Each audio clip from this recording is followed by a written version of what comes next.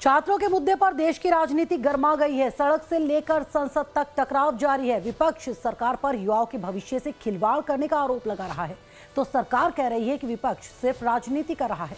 संसद में विपक्ष के सांसद काले कपड़े पहनकर पहुंचे। राहुल गांधी ने प्रधानमंत्री नरेंद्र मोदी से छात्रों से माफी मांगने की मांग कर दी है।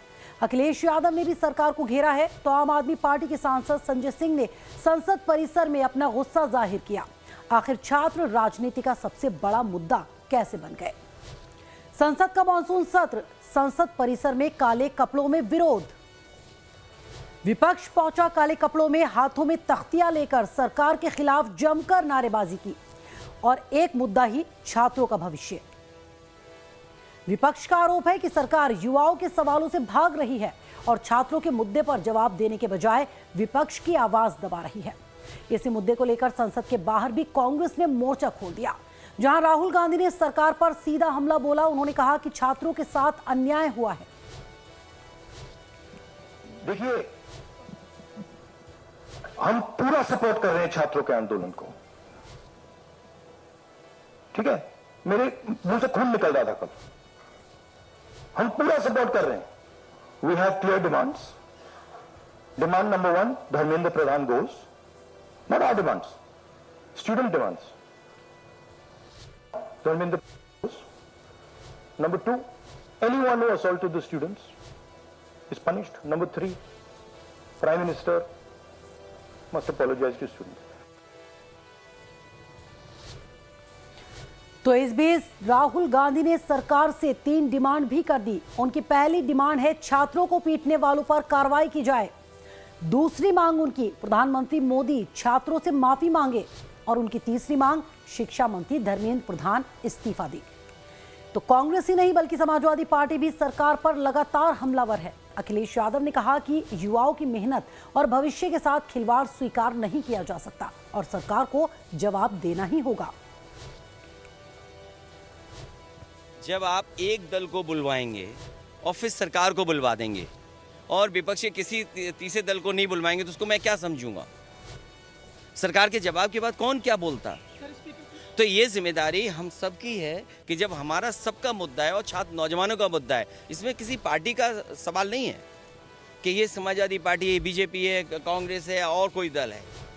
ये सवाल छात्र नौजवानों का हम सब उठा रहे हैं। जो छात्र नौजवान आ रहे हैं वो अपनी मांगों को लेकर के आ रहे हैं। न उनको कोई तैयारी करा रहा है, न कोई उनके इंतजाम कर रहा है, न खाने का इंतजाम, न आने का इंतजाम। तो छात्र अपने आप आ रहे हैं। उन छात्रों की बात करना चाहते हैं। और क्या व्यवहार किया है सरकार ने? उनके कपड़े फाड़ दिए, हाथ तोड़ दिए, सर पे मारा। कई लोग घायल हैं, कई लोग इलाज कराने नहीं आए, एडमिट थे अस्पताल में, उन्हें डिस्चार्ज कर दिया गया। और जब राहुल गांधी जी और हम और तमाम सांसद वहाँ गए, क्या कपड़े नहीं फाड़े गए या कपड़े नहीं पकड़े गए? ये व्यवहार पुलिस ने कब करना शुरू कर दिया, वो भी लीडर्स के साथ। यूपी में तो अभी जानकारी मिली है, कोई नेता नहीं बचा जिसका कपड़ा ना फाड़ दिया हो पुलिस को। ये पुलिस को ट्रेनिंग कौन दे रहा है? ये पुलिस का काम कब से शुरू हुआ कि आपके कपड़े फाड़ करके आपको अपमानित करें?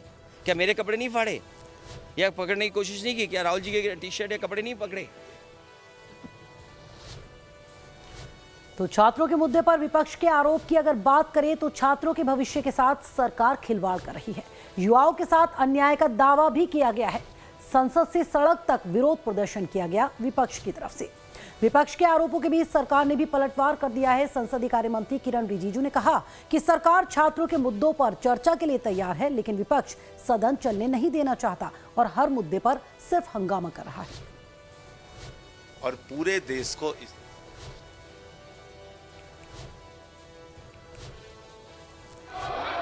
3 दिनों से सरकार की ओर से हमने ऑफर किया हुआ है। मैं औपचारिक तौर पर आज फिर माननीय स्पीकर महोदय आपके साथ से, अब सुनिए ना, आपने बात कहा है तो सुनिए ना।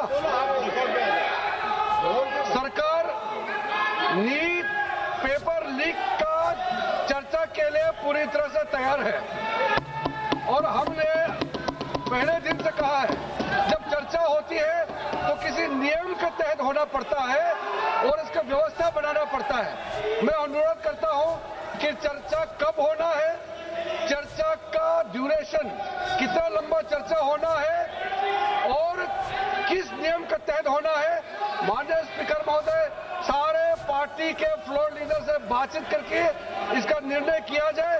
सरकार पूरी तरह से नीट पेपर लीक पे चर्चा करने के तैयार है और इस देश के युवाओं को भविष्य के लिए हम सब मिलकर के एक सार्थक चर्चा हो, ये सरकार चाहती है।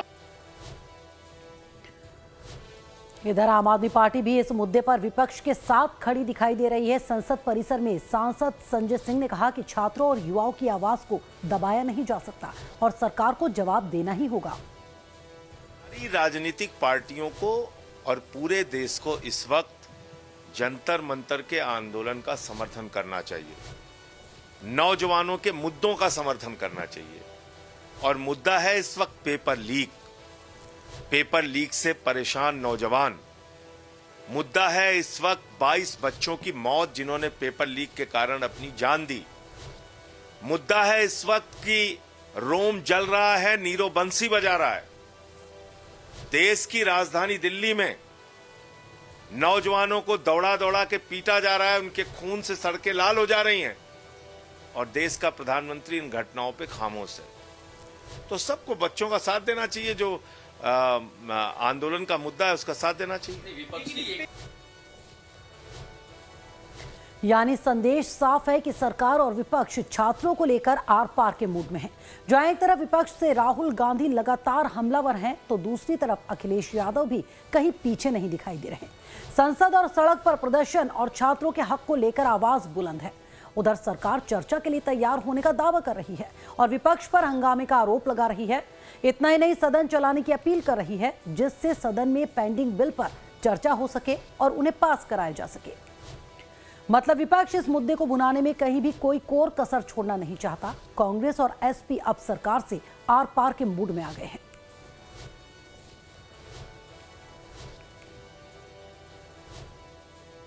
सरकार जिम्मेदार है।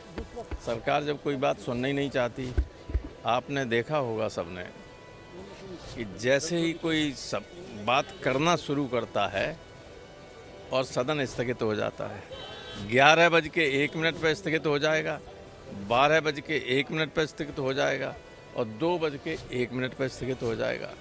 तो ये कोई तरीका नहीं। अब भाई कुछ तो सुनिए, जब सुनोगे आप कुछ कहोगे तो कोई रास्ता निकलेगा। विपक्ष इस्तीफे की मांग कर रहा है, क्या कहेंगे? विपक्ष तो पहले दिन से ही मांग कर रहा है और उनकी बहुत तबीयत से इलाज करेंगे और उनका बढ़िया अभिनंदन करेंगे। हम लोग कायदे से, हमारे सारे लोग तैयार बैठे हैं, तो निश्चित तौर से आज उनको एक भरपूर उनका अभिनंदन करके यहाँ से हम लोग भेजेंगे। आप बोलना चाहते हैं? लास्ट सर,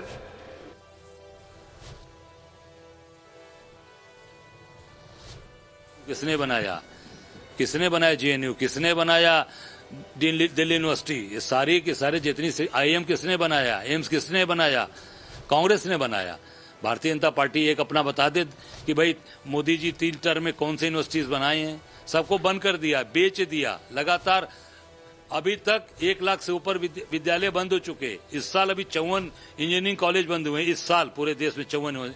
इससे साबित हो रहा है कि पूरी तरीके से ये नौजवानों का भविष्य खराब कर रही है। और आपने पेपर लीक करवाया, आप लगा 152 पेपर लीक हो चुके हैं। धर्मेंद्र प्रधान के रिजीम से लेकर भाजपा के रिजीम में 152 पेपर लीक है। ये साबित कर रहा है कि ये लोग पूरी तरीके से नौजवानों का भविष्य खराब कर रहे हैं और उनको प्रताड़ित कर रहे हैं। तो हम निश्चित तौर से सड़क पर उतरकर इसका विरोध कर रहे हैं। आप बोलना चाहते हैं? आप बोलना चाहते हैं? लास्ट सर, बैठो। The entire nation is paining now. The way in which the government of India brutally deal with the students who are agitating against Dharmendra Pradhan. Sir, one point. मेरा point है sir. आप तो बताइए, आप चर्चा चाहते हैं? Entire opposition. आप चर्चा करना चाहते हैं? Sir, सरकार चर्चा को तैयार है। Sir, आप पूरी चर्चा में बोलना ना, वेणुगोपाल जी, आप जितना समय चाहोगे बोलेंगे हम पूरी चर्चा में क्या बोलने चाहते का हैं हम अवसर बोलेंगे सर। हम चाहता है हम बोल सर, हमारा डिमांड वेरी क्लियर है। Education minister should be resign. आप चर्चा में if you accept adjournment motion पर चर्चा करो सर। अध्यक्ष महोदय जी, तो छात्रों के समर्थन में विपक्ष लगातार सरकार पर हमलावर था और अब सबकी निगाहें जंतर मंतर पर चल रहे विरोध प्रदर्शन पर टिकी हैं। माना जा रहा था कि विपक्ष के तमाम बड़े नेता वहीं पहुंचकर अपनी एकजुटता दिखाएंगे, लेकिन मंगलवार की दोपहर अचानक ऐसा घटनाक्रम सामने आया जिसने राजनीतिक गलियारों में हलचल मचा दी। प्रशासन के हाथ पांव उस वक्त फूल गए जब राहुल गांधी अचानक पीएम मोदी के आवास के पास धरने पर बैठ गए। इस कदम की भनक न प्रशासन को थी और न ही मीडिया को। पत्रकारों को भी इसकी जानकारी तब मिली जब राहुल गांधी धरने पर बैठ चुके थे। दिलचस्प बात यह रही कि जहां विपक्ष के ज्यादातर नेता सीजेपी और सोनम वांगचुक के समर्थन में जंतर मंतर पर पहुंच रहे थे, वहीं राहुल गांधी ने अलग रणनीति अपनाते हुए सीधे प्रधानमंत्री आवास के बाहर धरना देने का फैसला किया। इस अप्रत्याशित कदम ने पूरे घटनाक्रम का केंद्र बदल दिया और सुरक्षा एजेंसियों से लेकर राजनीतिक हलकों तक हलचल मच गई। साफ है कि छात्रों का मुद्दा अब सिर्फ शिक्षा या भर्ती तक सीमित नहीं रहा। यह संसद के भीतर और बाहर दोनों जगहों पर राजनीतिक लड़ाई का एक बड़ा मुद्दा बन चुका है। एक तरफ विपक्ष इसे युवाओं के भविष्य से जोड़कर सरकार को घेर रहा है, तो दूसरी तरफ सरकार कह रही है कि विपक्ष मुद्दे का समाधान नहीं बल्कि सिर्फ राजनीतिक लाभ चाहता है। अब निगाहें इस बात पर हैं कि संसद में इस मुद्दे पर विस्तृत चर्चा होती है या फिर ये टकराव आने वाले दिनों में और तेज होता है।